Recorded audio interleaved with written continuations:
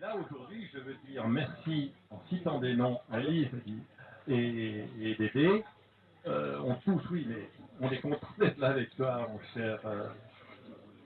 Allez, merci au nom de tous. Alors justement, c'est pas fini. Que nous sommes en pays bourguignon et reçus par des vignerons.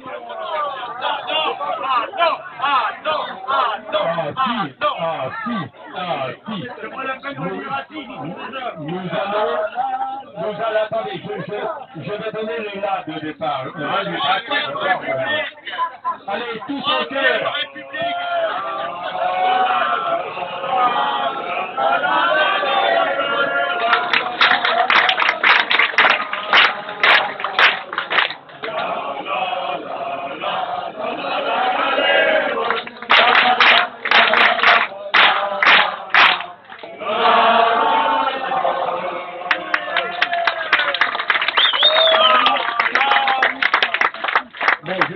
Je démarre un peu pour Géry, mais enfin, alors, merci de m'avoir donné la parole, Charlie, et vraiment, Marco, écoute, continue à animer ce moment d'amitié, ce moment que je vais dire républicain, parce qu'à chaque fois, avec mon âge, il y a des gens qui sont plus âgés que moi, et c'est évident, mais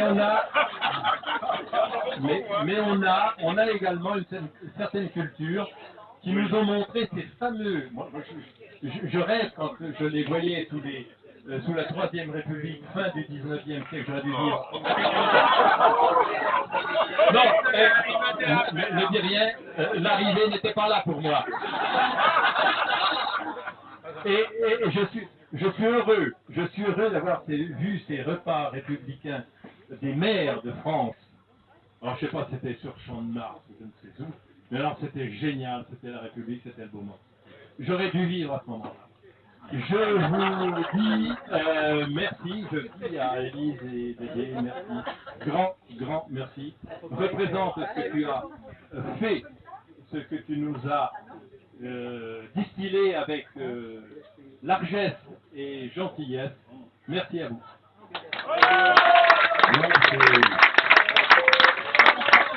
Je suis désolé, mais c'est ce que nous avons dit. Quand il arrive à trouver le Champ de Mars au 14 juillet, je ne sais pas ce qu'il fera en septembre, mais enfin bon, c'est bien.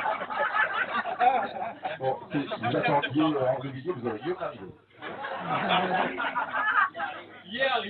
Bien, mes chers amis, c'est la première fois que je suis invité par le député de Vézelay et d'Avallon dans sa circonscription.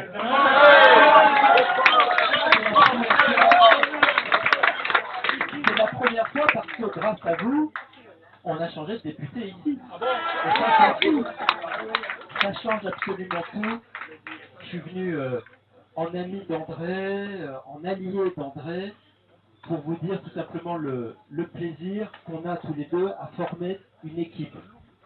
Et on ne forme pas une équipe seulement depuis le 18 juin, depuis que nous sommes tous les deux députés de Lyon. On forme une équipe depuis bien des années déjà.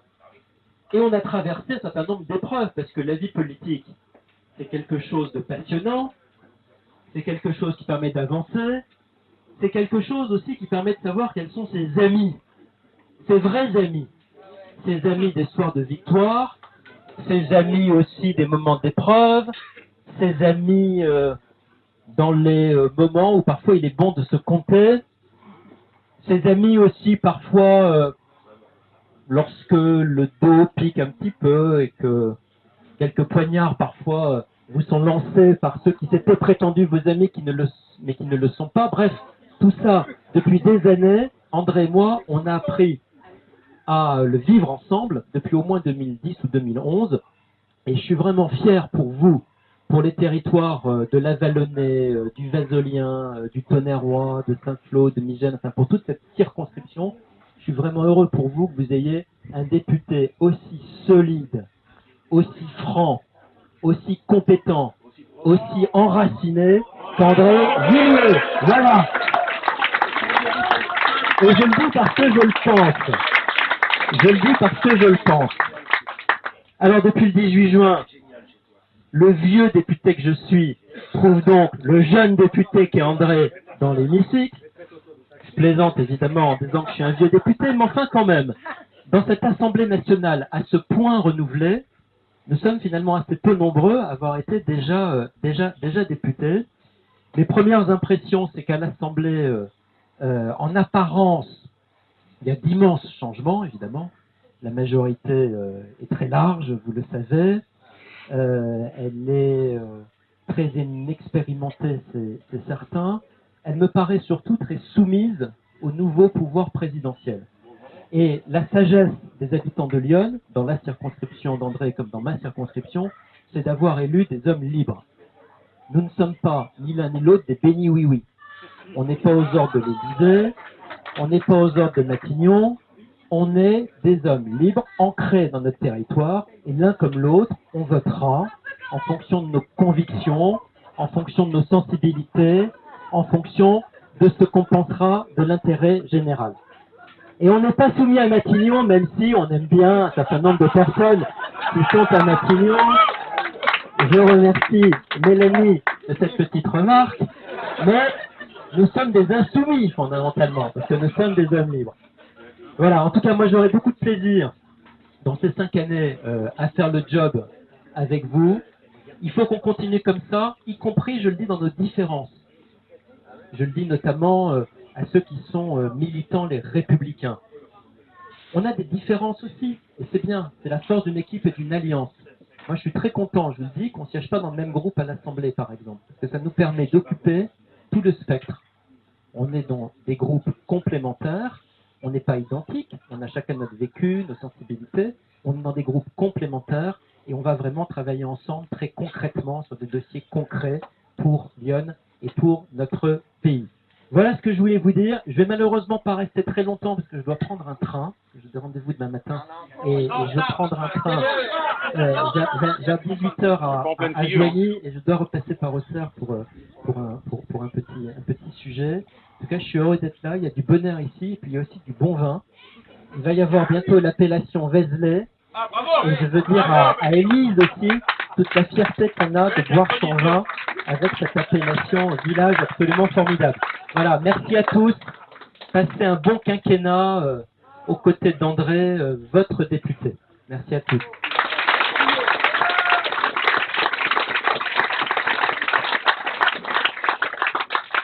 Bien, merci à Jean-François. Lorsque la voix de Jean-François sonne, c'est le terroir qui résonne.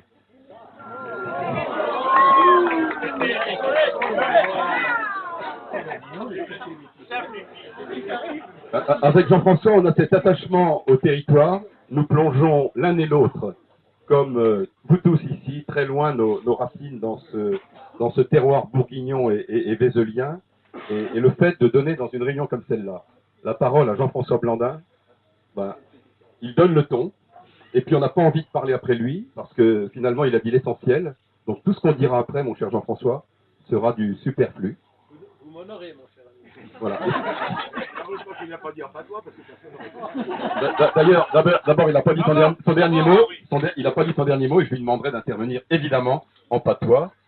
Il le fera avec bonheur et tous ceux qui voudront se rallier non seulement à lui mais à nous par rapport à cette langue maternelle seront les bienvenus. Merci Jean-François. Je voudrais ensuite évidemment remercier Guillaume. Avec Guillaume, il l'a rappelé, je le remercie de l'avoir fait devant vous, mais cela n'est pas nécessaire, même d'une certaine manière, cela est connu.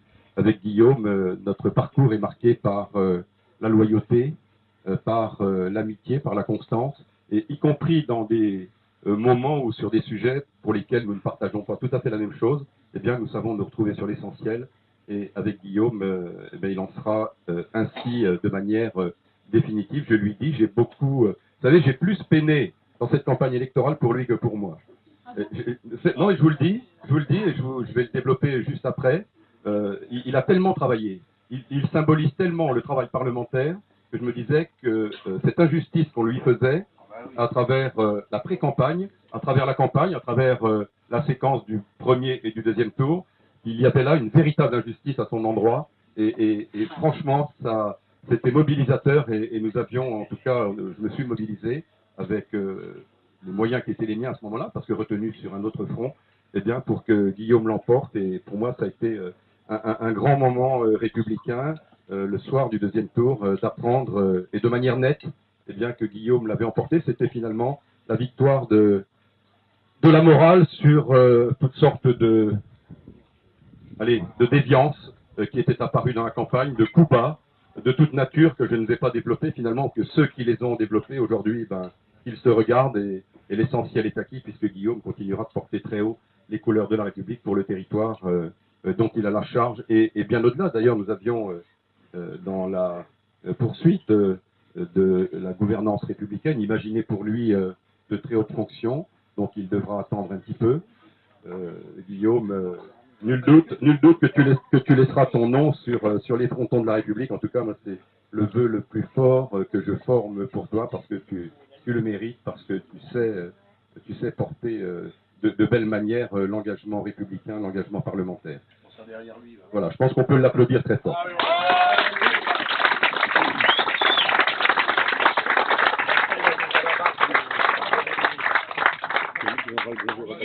En deuxième lieu, je voudrais remercier, ils se reconnaîtront, mais je vais citer quelques noms. Alors quand on cite quelques noms, on prend le risque évidemment d'oublier des personnes. Mais je m'excuse auprès de ceux qui n'entendraient pas dans les quelques syllabes que je prononcerai leur nom, mais je veux remercier Dominique Udry, Gérard Paillard, comme ça, en croisant des regards, parce que dans la période qui précédait l'engagement législatif, eh bien, ils appartiennent à ceux qui, régulièrement, depuis longtemps, au risque d'entamer une modestie qui m'appartient, mais il n'y avait pas de ce côté-là de grands risques. Je le dis très souvent, je n'ai pas besoin d'anti-inflammatoire ni pour la tête ni pour les chevilles. Il me disait l'un et l'autre et d'autres, il n'y a que toi qui peut porter le fer contre le député de la circonscription. Les reins. Et le fer ou les reins, hein, effectivement. On va pas parler de Jupiter quand même. Hein.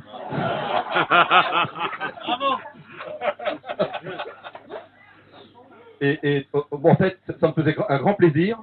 Ça me faisait un grand plaisir, mais en même temps, ça me tordait l'esprit, ça me coinçait parce que la mission donc que j'avais entrepris à la tête d'une équipe départementale dans un contexte extrêmement difficile, la gestion d'un département et en l'occurrence le département de Lyon. Finalement, malgré les difficultés, nous gratifiait de belles victoires et semaine après semaine, mois après mois, eh bien, la gestion du département, y compris marquée par une sorte d'impopularité, fait que je laisserai aujourd'hui, et c'est une grande satisfaction, eh bien, une situation sur le plan budgétaire et financier qui s'améliore. Et donc, quelle que soit la personne qui me succédera jeudi, eh bien, je lui laisserai une situation en voie d'amélioration en formant le vœu que celle-là ou celui-là eh bien, continue à ne pas craindre la difficulté, à ne pas craindre de déplaire, parce que vous savez, gérer, c'est pas chercher à plaire. En tout cas, c'est ce que jamais, à aucun moment, dans l'exercice de mon mandat de président de conseil départemental, je n'ai cherché à faire, parce que on peut pas réussir si on pratique de cette manière-là. Donc, je veux remercier, j'y reviens, c'est mon fil rouge. Je veux remercier celles et ceux qui m'ont demandé, avec force, avec insistance, avec récurrence, de venir, balayer l'air démocratique de la région d'Avallon qui devenait un peu irrespirable. Je vais le dire comme ça, vous voyez, j'ai choisi mes mots.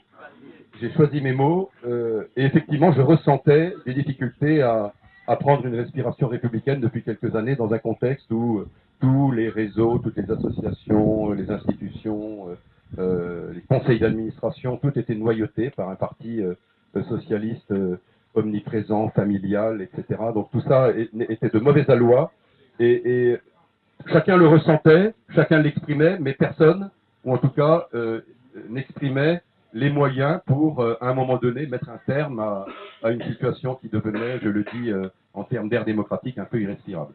Et donc, ces propos, gentiment distillés, répétés avec insistance, eh bien, ont fini par avoir raison de mon engagement à la tête du département. Et ça a été pour moi un choix cornélien, à un moment donné, dans un contexte, mais je ne vais pas y revenir, où le calendrier, ça c'était ma façon d'engager la candidature, faisait que je devais progressivement aller vers cette candidature, avec un risque majeur, évidemment, c'était le risque de perdre cette élection législative. Mais vous savez, en tout cas pour ceux qui me connaissent, que la détermination est au rendez-vous, lorsque j'engage une partie, un combat, eh bien je souhaite, je veux même, j'utilise le verbe vouloir, le gagner, c'est l'élément constitutif de ma personne, et porté par vous, parce que vous avez été à la base, et je veux vous le dire, hein, ils se reconnaissent, ceux qui m'ont dit, il faut y aller parce que c'est le moment, et on en a marre, ça ne peut plus durer. Ça a été ça. Après, bon, on va passer sur la séquence de la candidature, des investitures, etc. Tout ça a été un peu compliqué. Ça a provoqué quelques crises de nerfs ça et là, mais c'était sans doute normal. Voilà, vous rigolez. Hein. C'est pas moi. Hein. J'ai toujours été serein sur le sujet. Et puis ce premier tour a été quand même un peu compliqué. 16 candidats, dont 3 candidats appartenant à la même famille politique, étiquetés divers droite, pour lesquels il a été difficile, dans le cadre du deuxième tour, d'obtenir clairement la transmission de leur message, c'est-à-dire le désistement attendu. Ça a été difficile, et ça reste pour moi un regret de la part de certaines personnes, au singulier même, qui avaient quelques difficultés à dire, à bien appeler à voter pour André Villiers au deuxième tour. Donc, le soir du premier tour, moi j'ai eu 2 formules. La première, c'était de dire, bah, c'est jouable, je l'ai dit à 2 reprises pour m'en convaincre. Salut ma puce. C'est ma deuxième fille qui arrive. Et son mari, et ses enfants. Et quand on dit c'est jouable, il faut d'abord s'en convaincre soi-même, pour en convaincre évidemment ceux qui vous entourent. Et le deuxième message, ça a été de dire, et là pour le coup j'en étais intimement imprégné et convaincu, c'était de dire que mon adversaire, Jean-Yves Collet, avait fait le plein de ses voix. Ça, j'en étais intimement persuadé, et l'histoire du deuxième tour nous l'a montré. Donc je ne vais pas vous faire le détail du deuxième tour. Je veux simplement, évidemment, remercier toutes celles et ceux qui ont participé à cette campagne, qui fait qu'aujourd'hui, nous sommes nombreux réunis pour fêter cet événement. Ça a été difficile, et je voudrais m'excuser, d'ailleurs, je fais une petite parenthèse, m'excuser pour les imperfections du début de ce rendez-vous, où le nombre de places requises était insuffisant, mais je ne savais pas à 100 personnes près combien nous allions être. Alors, vous voyez... Non mais, je rigole pas, hein. Je rigole pas, Marc en est témoin. Marc m'interrogeait, il disait, on va être combien? Ben, je sais pas, on va voir.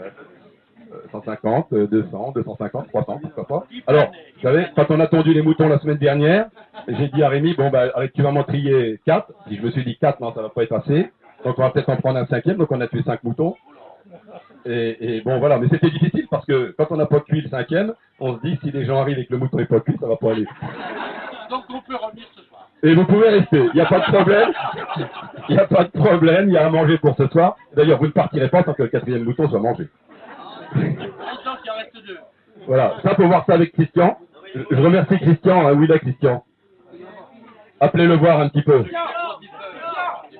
On a une histoire personnelle avec Christian, allez, on va lever le voile sur plein de choses aujourd'hui. Alors, première chose, hein, vous l'avez retenu, une sollicitation extrêmement amicale et intense de la part de quelques amis qui m'ont conduit à être candidat. La suite, ben, vous la connaissez. Donc je veux remercier toutes celles et ceux qui ont participé à cela, à la veille de déposer les candidatures.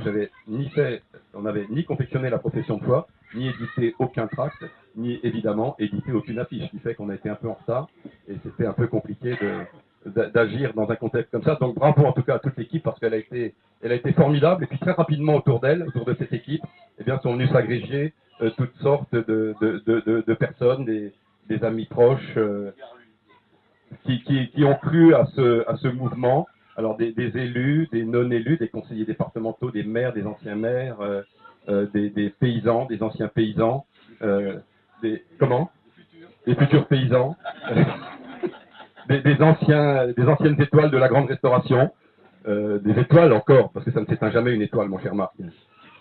Voilà, en fait, ça a été un grand mouvement, des gens qui ont été extrêmement présents dans l'entourage personnel, familial et bien au-delà. Donc chacun dans tous ces vocables se reconnaîtra parce que ça a été vraiment une aventure tout à fait extraordinaire et qui, je veux vous le dire, qui a dépassé les clivages politiques. Et l'histoire de ce premier tour, d'ailleurs, j'avais commencé à vous la dépeindre. 16 candidats, 3 candidats de la même famille politique qui ont eu, qui du bout des dents ont appelé ou pas à voter pour moi au deuxième tour, mais aussi des gens qui, clairement, politiquement, avaient fait un autre choix, ce qui est bien légitime, et qui, directement ou indirectement, ont participé à ce deuxième tour un peu bizarre quand même, un peu extraordinaire même, puisque 8 points de retard, c'était difficile. D'ailleurs, j'ai souvent utilisé la métaphore sportive, hein, 45 ans de football, pardonnez-moi, mais ça aide. Des coups, j'en ai pris, des coups, j'en ai donné. Des matchs, j'en ai gagné, j'en ai perdu. Mais quand on était mené 2-0 à la mi-temps, je parle de ceux qui ont pratiqué avec moi ou contre moi, eh bien, il nous est arrivé très souvent, assez souvent même, dans un esprit de gagneur, eh bien, d'emporter les matchs quand on était mené 2-0 à la mi-temps, de les emporter 3-2, 4-2, ce qui a été le cas dans ce deuxième tour. Donc, mais ça, on le dit pour s'en convaincre. On essaye d'abord de s'en convaincre soi-même pour en convaincre les autres, et c'est parfois difficile, mais c'est toute l'histoire finalement de cette élection qui peut se résumer de cette manière-là. Donc, je sais les attentes que font naître les résultats d'un engagement politique. Guillaume l'a évoqué, dans un contexte national extrêmement difficile. Il ne faut pas vendre du rêve, nous ne sommes pas des magiciens. Aujourd'hui, on voit bien que l'image extrêmement brillante de celui qui est devenu le président de la République, de notre président de la République, de son gouvernement, commence à se ternir à travers des annonces qui aujourd'hui ne sont pas suivies d'effets, c'est même le contraire, hein. On est même aux antipodes entre les effets d'annonce et ce qui se passe aujourd'hui ou ce qui va se passer durant le mandat. Donc moi je le dis avec lucidité, avec force, avec détermination. Il faut faire attention de ne pas tromper l'opinion. Moi j'ai le sentiment aujourd'hui que eh bien, les Français, une fois encore, se sont fait avoir par rapport à une proposition. Vous voyez, ça fait réagir. Hein, des murmures parcourent les tables, mais ils se sont fait avoir, et pour preuve, hein, les 2 mesures phares qui étaient annoncées par le gouvernement, l'exonération de la taxe d'habitation qui est renvoyée en fin de mandat, déjà, c'est un mauvais signe. On ne savait pas comment la financer en réalité, et on a beau s'abriter derrière un dérapage budgétaire dont on ne pouvait pas imaginer qu'on ne le connaissait pas dans le détail. Donc ça, c'est une façon aussi un petit peu bizarre d'avoir pris en otage l'opinion. Et puis d'autres sujets, un sujet majeur d'ailleurs, mais la baisse des charges sociales sur les feuilles de paye des salariés, eh bien, sachez que l'intégration du CICE à la baisse des charges va se faire en 2019 avec effet en 2020, alors que c'était une mesure annoncée et attendue pour un début de mandat. Je parle ici à un certain nombre de chefs d'entreprise ou d'anciens chefs d'entreprise qui montrent bien que la déception aujourd'hui est au rendez-vous et que les attentes finalement eh bien, sont déçues et même trahies. Hein, donc voilà, je crois qu'il faut dire clairement les choses. On voit d'ailleurs un mois après cette élection que eh bien, les Français commencent à réagir et que les sondages commencent aujourd'hui à voir apparaître une sorte de désillusion qui va aller, hélas, de manière croissante. Alors, sur quoi ça va déboucher, on n'en sait rien. Moi, j'espère que les choses resteront sur le terrain, civique et parlementaire, mais on n'en est absolument pas sûr, tellement eh bien, les attentes risquent d'être déçues. Ça, c'était ma note politique. Cela dit, que les choses soient bien claires, et ça a été pour moi le moteur de mon engagement. J'ai indiqué que je serais favorable à l'ensemble des mesures qui permettront à la France de sortir dans l'ornière dans laquelle notre pays se trouve aujourd'hui, et que je soutiendrai bien évidemment tout ce qui ira dans ce sens. Et aujourd'hui, force est de constater que il va falloir sans doute temporiser, il va falloir attendre, et ça va être, je pense, sur le plan économique et sur le plan social, un petit peu dangereux. Donc je ferme là la parenthèse politique, mais je ne pouvais pas ne pas l'ouvrir parce que c'est un sujet aujourd'hui qui va occuper l'actualité et encore plus demain.